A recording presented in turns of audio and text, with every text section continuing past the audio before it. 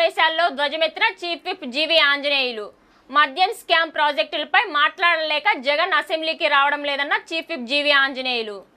మద్యం కుంభకోణం ప్రాజెక్టులు పూర్తి చేయలేకపోవడంపై సమాధానాలు లేకనే జగన్ అసెంబ్లీకి రావడం లేదని ఎద్దేవా చేశారు. వినుకొండ ఎమ్మెల్యే చీఫ్ విప్ జీవి ఆంజనేయులు.